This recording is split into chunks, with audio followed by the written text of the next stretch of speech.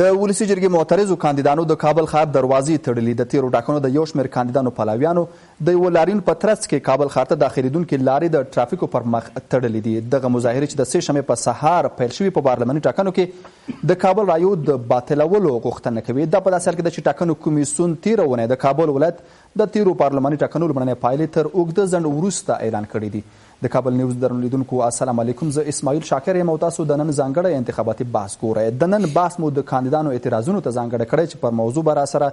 له پکتیا ولسي جرګې ته معترض نومان فرید الله زازی او د افغانستان د انتخاباتي کاندیدانو د اتحادیې مؤسس او د مشرتابه پلاوي غړی صدیق انصاري بحث وکړي. ستړي مه شئ. انصاري صاحب، د تاسو څخه پیل کوم. د کابل کاندیدانو بالاخره د کابل دروازې وتړلې، اصلي ټکي څه دي د اعتراض؟ بسم الله الرحمن الرحیم. شاکر صاحب، تاسې درانه مېلمه، تخنیکي همکارانو او ټولو معززو لیدونکو او اوریدونکو، د افغانستان ویاړلي ولس ته چې د خپلو ارمانونو او رایو د دفاع لپاره نن راپورته شوي وو او د ټاکنو نه مخکې او تر اوسه پورې مبارزه کې برخه اخیستې، په ټولو باندې درود او سلام وایم. د نن ورځې هغه احتجاجیه غونډې چې د کابل په 4 مواصلاتي شهرګونو ترسره شوې، دا د افغانستان د ولس، د افغانستان د مدني سیاسي جریانونو، د افغانستان د مدني سیاسي مبارزینو او د دې ملت د محافظینو لخوا وي، نه د کاندیدانو لخوا، بلکې دا ولس و چې کاندیدانو پسې راغی، د دوی دروازې وټکولې، دوی له کورونو راویسته، په دوی جلسې وکړې، لویې غونډې، مجالس او حرکات فعالیتونه درلودل او په پایله کې هغه دوهم پلان چې موږ ورته بی پلان ویلې، هغه نن په بریالیتوب او په ډیر سولیز ډول چې د افغانستان په تاریخ کې به ساری نه لري، په دې ډول د افغانستان با عزت او با عظمته ملت، د افغانستان د مختلفو اقوامو، د افغانستان د 14 ولایاتو خلکو په یو ملي انسجام، په عالی ډیسپلین او عالی اخلاقی نورمونو سره ترسره کړ. دا هغه څه چې د ټاکنو د خپلواک کمیسیون په ګدۍ باندې د یو شمېر جنایتکارو، سفاکو، فاسدو او د افغانستان د خلکو په رایو او ارمانونو باندې لوبو کوونکو اجیرانو پر وړاندې راپورته شوي وو. غوښتنې څه وې مثلا دغه دروازې چې وتړل؟ مګر د ټاکنو د خپلواک کمیسیون پر ګدۍ ناستو ناخپلواکو جنایتکارو کمیشنرانو او د دوی د دارالانشا مسؤلینو په راس کې د احمدشاه منځي په نوم یو جنایتکار، فاسد او صفاک چې د صرافانو سره معاملې لرلې، د ټولو د جنایتکارو کاندیدانو سره معاملې لرلې، د تیلو د قراردادیانو سره، د مافیا او پرایزنټر کمپنیو د اجیرانو سره او د افغانستان د خلکو رای وپلورلې، په ټول افغانستان او په ځانګړي ډول د کابل د خلکو پر رای لوبې وکړي. نن دغه احتجاجونه د پخواني احتجاجونو چې 13 شنبه د جدي د میاشتې په 29 تر 10,000 کسو ډیرو خلکو پراخ لاریون چې یو سری د شهید څلور لارې د هوایي ډګر پر سرک او دویمې د هوایي ډګر په څلور لارې کې و، یا یو سر د هوایي ډګر څلور لارې، بل هم د عامې روغتیا په څلور لارې کې، په دغسې یو پراخ لاریون کې په واوره او باران کې ښځې، نر، معلولین، سپینګیري، زاړه او ځوانان او حتی د ښوونځیو متعلمین راوتلي وو د خپلو کورونو نه. احتجاج د شکایاتو کمیسیون ته ویوړو. د شکایاتو کمیسیون رهبرۍ سره هم خبرې وکړې. زه د ټولو معترضینو، کاندیدانو، د برحالو وکیلانو او د ولس په نمایندګۍ ټولو وټاکلم. زه دننه ورغلم، مولوي صاحب فیضاني چې د کابل ولایتي شورا پخوانی رئیس او یو میرمن، دوی نه غوښتنه وکړه چې راشي د معترضینو پیغام واورئ. اعلامیه ما ورته ولوستله، دوی واورېده، اعلامیه هم ورکړه او په مقابل کې ښاغلي آریایي د 4 کمشنرانو سره چې راوتلی و هغه وینا وکړه او دا آیت شریف تلاوت کړ چې بسم الله الرحمن الرحیم ان الله یأمرکم ان تؤدوا الامانات الى اهلها. بېشکه خدای تاسې ته امر کوي چې امانتونه خپل اهل ته وسپارئ. او موږ د دوی نه غوښتنه دا وه چې دغه الهي فرمان ته مراجعه وکړي. هغه د بوتلان فیصله او پریکړه چې د شکایاتو کمیسیون کړې وه د کابل د رایو او انتخاباتو په اړه چې پراخ فساد پکې شوی او جنایت پکې شوي او دوی په زرګونو دوسیې او کیسونه اخیستي او دوی فیصله کړې او موږ ورته نه وویلي یا کوم فشار ورباندې لکه د نن ورځې غوندې نه و راغلی. د دوی دغه قانوني فیصله چې د شکایاتو کمیسیون فیصله د قانون په اساس برګشت ناپذیره ده، عقب نشینی نه لري او وروستی فیصله وي. که د لیست نه کم کاندیدان کمیسیون حذف کړي وو د ټاکنو او د شکایاتو کمیسیون پریکړه وکړه چې بیرته دې لاړ شي، لکه ډاکټر فروزان فنا د کابل نه او د یو شمېر نورو ولایتونو، هغوی بیرته لاره په ټاکنو کې لاره پیدا کړه. د انتخاباتو کمیسیون ونه ایستلی شول. که د شکایاتو کمیسیون فیصله وکړه چې نه دغه نور کاندیدان دې د لیست نه حذف شي، هغوی ووته او د ټاکنو کمیسیون که پیسې م اخیستې وي بیرته شامل نه کړی شوه. د نتایجو په اړه باید دغسې برګشت ناپذیره فیصله تطبیق شي. هغه د بوتلان فیصله چې د شکایاتو کمیسیون د یوې ځانګړې باعظمته او باقوته محکمې په توګه کړې وه، د دې معترضینو غوښتنه دا وه چې دا باید باطلې شي او له سره بیا ټاکنې یعنې اساسي غوښتنه د کابل د ټولو رایو بوتلان او په پاکو لاسونو د باعزته او باشرفه خلکو او نو کمشنرانو په لاس د سره د ټاکنو ترسره کول او د دې جنایتکارو کمشنرانو او دارالانشا مسؤلینو محکمې ته معرفي کول او محکمه کول. رګر زمان سر زازی صاحب پکتیا ولایت هغه ابتدایي نتایج تر ډېرو جنجالونو وروسته اعلان شوي دي او وروستي راپورونه داسې دي چې په پکتیا کې هم د ټاکنو کمیسیون یا د شکایتو کمیسیون دروازې تړل شوي دي. هلته وضعیت څنګه دی؟ بسم الله الرحمن الرحیم.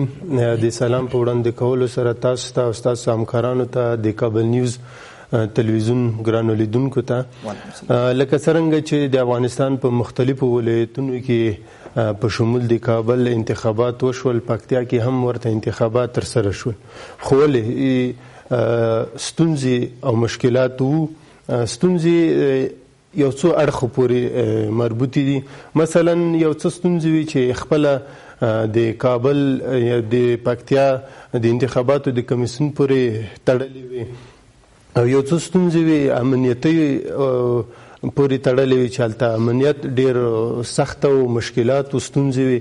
او یو څه ستونزې دغسې هم وي چې هلته هغه مشکلاتو ته په وخت رسیدګي ونه شوله. نو راځم اول ستونزه چې د کمیسیون درلودله هغه دغه وه چې ډېر په کم وخت کې امتحان واخیستل شو، ټاکنیز مامورین او امیرین ولسوالۍ ته ولیږل. کله چې هغه د لرو پرتو ولسوالیو ته لاړل، هغه تقریبا په دې وخت کې انتخاباتو ته 2 ورځې 3 ورځې پاتې وي چې دوی خپل رسمي کارونه پیل کړل. نو دوی چې کله ولسوالۍ ته لاړل، هلته د استادانو جذب ورته ډېر مشکل و، ځکه د استادانو یا د معلمینو جذب دوی ته په دې مشکل و چې هغه مخکې نه د طالبانو تهدیدونو سره مخ شوي وو، طالبانو ډار کړي وو چې که هر چا په دې پروسه کې برخه واخیسته هغوی سره به مونږ خپل چلن کوو. مونږ تاسو ته معلوم دی چې طالبان بیا کوم چلن د مونږ خلکو سره کوي. نو بیا دغه معلمینو د دې پروسې څخه ډډه وکړه، بیا هلته دویمې کټګورۍ کې چې کوم طرزالعمل یې ورته ټاکلی، خو بالاخره ډېری پکې ځوانانو دی کې برخه واخیسته او انتخاباتو ورځ چې په کومه ورځ د انتخاباتو په هغې ورځ امنیتي سختو تهدیدونو په شمول دلته ډېرې نه تجربې یعنې غیر تجربې چا نه لري چې انتخابات په درست توګه مخته ویسي. لومړی اول دغه و چې هلته په وخت د کارمندانو رسیدګي ونه شوله، او دویم دلته موږ دپاره چې یو نوی شی منځته راغلی و، هم د خلکو دپاره و هم د خپله د کمیسیون کارمندانو دپاره چې هغه بایومتریک و. بایومتریک د استعمال یو څه نوې خبره او هم د عامو خلکو سره، خو انتخابات ډېر په جنجالونو کې وشول. دلته یو څه تخنیکي ستونزې منځته راغللې او بالاخره چې انتخابات وشول او هغه صندوقونه رابار شول، راغلل مرکز ګردیز ته چې راورسېدل، او دلته د پکتیا د کمیسیون رئیس خواجه فضلی امین نوم لري چې دا په فرمایشي کار شروع کړل. ولې دا طرز العمل د کمیسیون نه و چې ته نن یوه ولسوالي کې 2 مرکزونه شمیره، بیا دا ولسوالي پرېږده بلې ولسوالۍ ته ټوپ اچوه، هغلته یو مرکز شمیره، هغه بیا پرېږده بلې ولسوالۍ ته ځه، هغلته یو 2 مرکزه شمیره. دا طبعا د هغه چا لخوا ورکړل شوی یا د مرکز لخوا چې چا معاملې کړې یا کیدای شي د په خپل عمل ته مستقیما بعضې کاندیدانو سره معاملې کړي. دغه کار د څه لپاره کېده چې نن د یوې ولسوالۍ صندوقونه شمېري د بلې ولسوالۍ؟ موږ د سره په څو کاراتې کېنستلو چې موږ د باندې بار بار دا خبره ورته وکړله چې ته چې کوم کار دې شروع کړی دا کوم طرز العمل د کمیسیون نه دی چې تا ته یې د کابل څخه رالیږلی چې ته په فرمیشونو مرکزونه شمېره. د یو سر نه شروع کړه تر اخر سر پورې ودرم، نو ده به دلته دلیلونه وي، خو دلیل باید دا وي چې دا زه شمېرم، ما نه پکتیا کې یو مرکز نه پاتې کېږي، زه ټول شمېرم، زه تخنیکي هغه په ډېرو اکثرتو مرکزونو کې تخنیکي ستونزې دي او د کارمندانو کمبود دی. موږ قراردادي تاسو نظر څه دی چې د رایې د شمېر لپاره اصلي طرز العمل څه دی؟ اصلي طرز العمل چې د رایې باید شمېرل شوی وي. اول خو باید چې کوم ځای کې انتخابات شوي باید اول ته رایې شمېرل شوی وي، هر کاندید ته به خپله رایه معلومه. دا کار ونه شي، دا کار په ولسوالۍ کې ونه شي. دغه صندوقونه راغلل ګردیز ګردیز ته چې راورسېدل په کانتینرو کې بند شول. نو دلته چې په فرمایشاتو کار شروع شو موږ بعضې کاندیدانو سره دا ویره پیدا شوه چې داسې نه شي چې په بعضې مرکزونو کې لاسوهنه وشي. موږ یو څه تضمین د حکومت نه واخیسته، حکومت موږ سره په دې کې همکاري وکړل، هغه موږ ته ډاډ راکړو چې انشاءالله داسې کار به په دې کمیسیون کې نه تر سترګو کېږي او نه به وشي. که چېرته وشول مجرم موږ یو. خو رایت هغه فیل شو کله چې په شروع کېدو کې د دلته د شکایاتو کمیسیون پرېکړه وکړه چې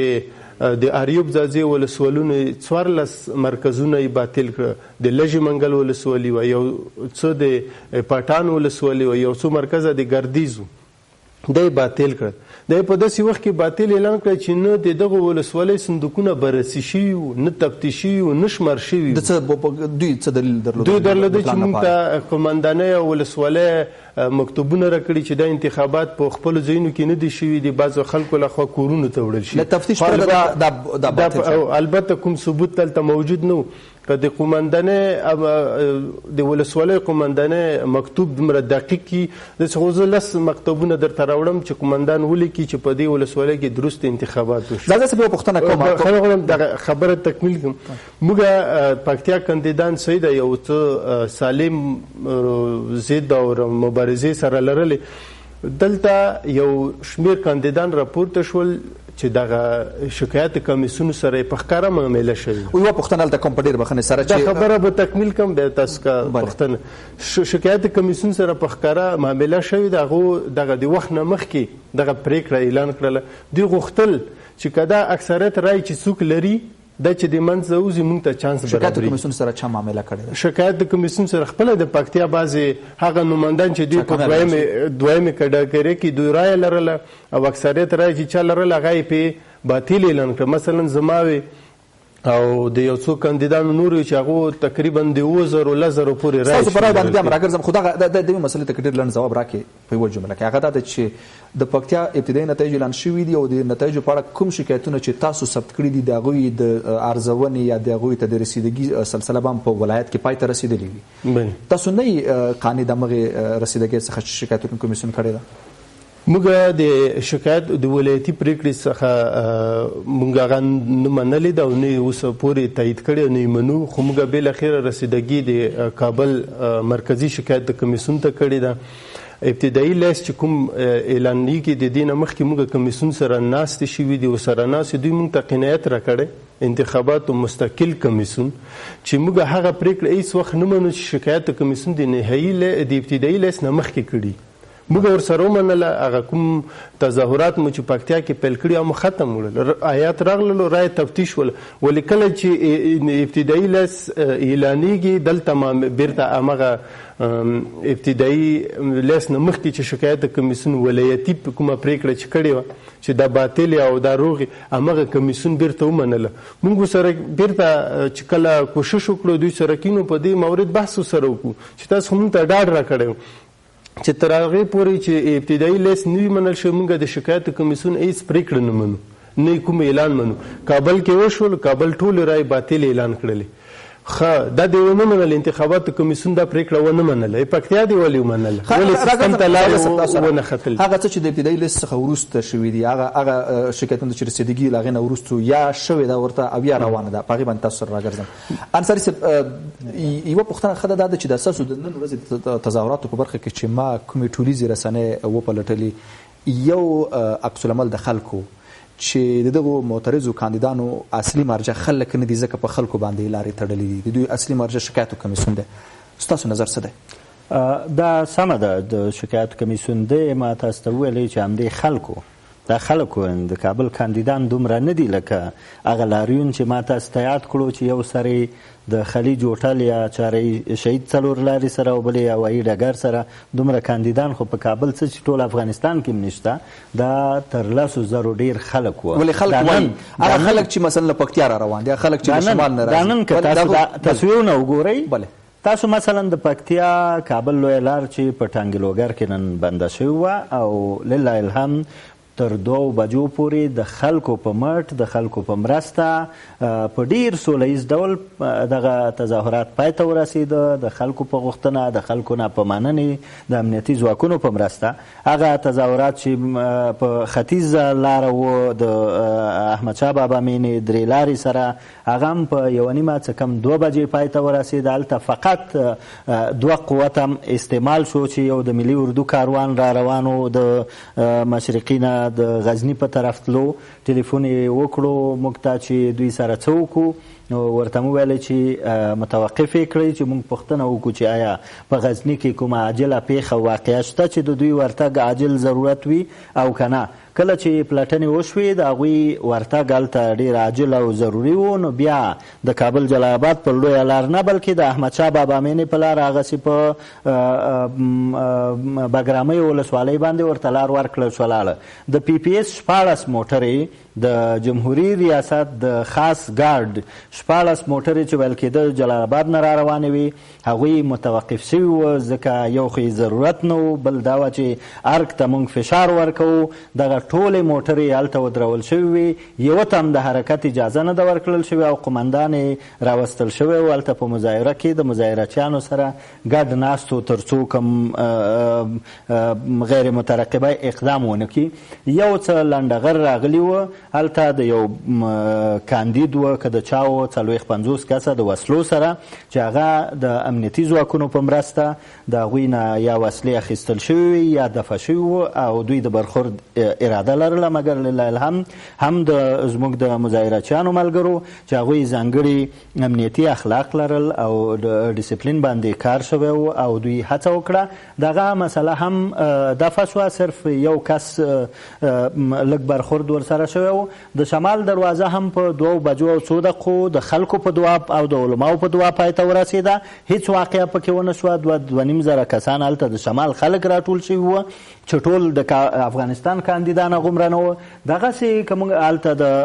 قلعه مراد بیګ سره نه تر چشمه دوغ پورې لاره بنده وه او خلک ورسره خوشحاله وه بیا د خلکو په غوښتنه عکس العمل ښودلی دی راځم د خلکو په غوښتنه زموږ تظاهرات دا نه و چې موږ یې نن بند کړو موږ تر څو پورې چې د ارګ هغه جنایتکارانه مصلحتګرانه میانجیګري چې سرور دانش قانونپوه سرور دانش ناقانونه پرېکړه کړې وه د شکایت کمیسیون پرېکړه یې تعدیل کړې وه په ارګ کې د سیاسي مصلحتو په اساس موږ دې ته ادامه ورکوله خو دا زموږ خلک وه چې راغله غوښتنه یې وکړه او د خپلو خلکو سره کېناسته د علماو او د ټولو مشرانو په دعایه د هغوی په غوښتنه دې تعصن ته موږ اوس د پای ټکی کېښلو مګر ادامه لري دغسې په غرب حوزه کې چې د قلعه درخان په سیمه کې لاره بنده وه د پغمان ولسوالۍ خلک د ارغندي خلک د میدان وردګو د کابل او د ټولې سیمې خلک هلته وو د خلکو په وساطت او غوښتنه باندې بیا په 2 بجو په ډیر سوله ییز ډول یعنی تاسو به د افغانستان په تاریخ کې داسې مظاهرې نه وي لیدلي چې 4 سمته دی د پایتخت بند شوي وي او هلته د یو چا پزه هم نه وي وینې شوي او نه دا مسله ډېر کم وخت لرو په ډېر بخښنې سره یو پوښتنه کومه هغه هم ډېر لنډ ځواب پکې راکړې د کابل د پایلو په برخه کې څېړنه روانه ده. د شکایتونو کمیسیون وینا ده چې تر 100 پورې ډېر اعتراضونه او شکایتونه هلته ثبت شوي دي او دا اوس د کابل په ولایتي دفتر کې څېړل کېږي 15 ورځې به دلته دوام وکړي. تاسو د دې څېړنو قانع نه یې؟ هیڅ کله نه، ځکه دا سیاسي مصلحت دی. د شکایت کمیسیون نه چې موږ څومره د دننه او بهر نه خبر یو، په دوی باندې د ارګ فشارونه ډیر په جدیت روان دي، په دوی د ملګرو ملتونو د ځانګړي استازي د دفتر یوناما فشارونه دي، په دوی د اروپایي اتحادیې فشارونه دي، په دوی د امریکې د سفارت فشارونه دي او دوی دې ته مجبور کړی شول چې خپله قانوني پریکړه، ما مخکې ویلې د قانون په اساس د شکایاتو د کمیسیون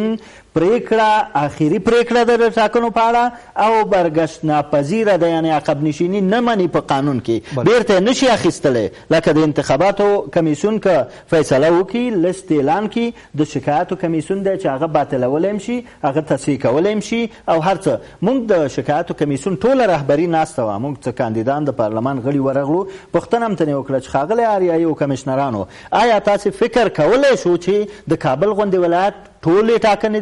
به باطلې شي؟ ویلې هیڅ کله نه. د کاندیدانو د پارلمان برحالو وکیلانو نه مې پوښتنه وکړه چې تاسو دا فکر کولی شو چې د کابل ټولې رایې به باطلې شي؟ ویلې هیڅ کله نه. ما لذا اولین کس وم چې دا مې درک کړې وه او د ټاکنو نه نغد وروسته مې لومړنی شکایت چې درج کړی دا مې پکې لیکلي چې د کابل او ټول افغانستان 95 تر 90% خلک د ټاکنو د رای ورکولو د حق محروم شوي، بنا ان دا ټاکنې باید باطلې شي. په ځانګړي ډول د کابل کې یو بل لوی جنایت چې شوی و، یو دقیقه د 1 نه تر 214 پورې شمیره 3 وارې په رایپاڼه کې تکرار شوې ده، په لکونو رایپاڼو کې، او په دې کې زما نوم هم په رایپاڼو کې نه و. یعنې د 432 کاندیدانو نومونه د کابل په رایپاڼو کې په لکونو رایپاڼو کې چې چاپي غلطي دوی ورته وایي مګر موږ یې همدې ګڼو نه و، او په لیستونو کې زما نوم په 1 نمبر دی، مثلا رای هلته رسول شوي په ډیټابیس کې په بل نمبر کې، مثلا زما 253 دی، رسولي 258. دا هغه څه دي چې ټاکنې په خپله بوتلان په طرف بیایي او د ټاکنو کمیسیون باید خپله برګشت ناپذیره فیصله تطبیق کړي. د پکتیا د رایو په اړه چې کومه څېړنه روانه ده د نتایجو د ابتدایي نتایجو په برخه کې، ځکه چې ابتدایي نتایج اعلان شوي دي، وروستي تر اوسه پورې نه دي، تاسو قناعت لرئ په دې څېړنو باندې چې اوس په مرکزي کمیسیون کې ورباندې روانه ده؟ موږ په دې قناعت لرو چې پکتیا ولایت د رای په درست توګه او په صحیح توګه د وڅېړل شي، نه دغسې لکه ابتدایي لیست نه مخکې چې په فرمایش یا په خپله خوښه یو مرکز څېړل کېدو، دوه پرېښودل کېدل. موږ غوښتنه د شکایاتو کمیسیون څخه همدغه ده چې د پکتیا ټولې رایې دې وڅېړل شي، پاکې د ناپاکو نه جدا کړي. دلته بایومټریک نه وروسته شکایتونه څېړل کېږي. موږ همدا غوښتنه پکې کړې چې دلته سیستم کې یو څه رایو بچي زیږولي دي. مثلا یو کاندید 10 رایې وړي دي په یو مرکز کې، هغه ورته 110 کړي دي، په بعضې ځایونو کې 10 رایې وړي دي او دغه به د چې اوس په ابتدایي لیست کې چې څوک کامیاب شوي دي په دغو ته دا کار په شوی دی. موږ غوښتنه دغه لرو چې که چېرته د پکتیا یوه لویه ولسوالي چې ځاځي اریوب د 43,000 رایې پکې دي، که دا چېرته یوه لویه ولسوالي د ټاکنو یا د انتخابات نه محروم کېږي، ولې دوباره انتخابات ورکوي؟ یعنې تاسو هم غواړئ چې پکتیا کې له سره انتخابات وشي؟ بلکل، ځکه چې یوه لویه ولسوالي زرمت کې امنیتي تهدیدونه زیات و، هلته انتخابات په درسته ونه شو. په لږې منګل دې وتړل، په مرزاکي کې د اکثریت وتړه، په اریوب دې ټول وتړه، نو ولې موږ دویم ځل د انتخاباتو حق نه لرو چې موږ ته دا حق راکړل شي؟ ستاسو څومره رایې وي او څومره رایې تاسو ته رسېدلي دي په سیسټم کې؟ زما ټولې رایې 9,255 د ټولې پکتیا په سطح اولین رایه زما ده، چې موږ انتخاباتو کمیسیون موږ ته اطمینان دغه راکړو چې موږ هغه پرېکړه نه منو چې شکایاتو کمیسیون کړې ده. ستاسو ټولې رایې به سیستم ته خیږي، ولې کله چې ابتدایي لیست اعلان شو زما 2200 رایې سیستم ته ختلې، باقي ټولې رایې تر اوسه پورې برخلیک بې سرنوشته دي. که باطل اعلان شوي د 2200 رایې دې ولې سیستم ته خیجولي، او که چېرته باطل نه به ټولې رایې زما سیستم ته ختل شي. خو یو څه شته چې دلته دغه رایې په قصدي ډول د سیستم نه بیرون شوي دي. مثلا ما مخکې هم یادونه وکړه د انتخاباتو کمیسیون کوم رئیس چې په پکتیا کې ده هغه د شخصا یو څو غوښتنه هم شوې ده. هغه ویلي که تاسې دغسې کار وکئ څه غوښتنه مثلا د مادیاتو غوښتنه یې کړې چې که تاسې مستقیما شوې ده وایي که تاسې دغسې کار وکړئ زه درته دغه نتایج دغسې جوړوم چې یو ثبوت یې دغه ده چې یو ورځ موږ د ده دفتر ته مراجعه وکړله هغه نتایج ورکې هغه ټي بي ورکې چې کوم یې ورته وایي باید هغه چې کوم وخت کې کار خلاص شي او امضاګانې ټولې پکې کوي باید هغه یو مخفي کڅوړه لري چې هغې کې بند شي یا صندوق کې بند شي. دا چې کله موږ د دفتر ته ورغلو د په میز پرته وي نو دې نه معلومیږي چې دغه کس په دې کې معامله کړې ده ځکه دا ورکې ولې تا سره په میز پرېږدي دا باید تا په صندوق او کڅوړه کې اچولی. یوه جمله وخت پاتې دی الاخره نتیجه او ستاسو پیشنهاد او د حل لاره ډېر لنډ فقط د کابل د ټاکنو بطلان او د ټول افغانستان د بایومټریک رایو په اساس د افغانستان د خلکو نتایج اعلانول د افغانستان د خلکو د رښتینو رایو او ارمانونو په اساس او د دې کمیسیون د جنایتکارو کمشنرانو د دارالانشا د جنایتکار رئیس د کاکا زیرک صراف چې ونیول شو د هغه باچا خانده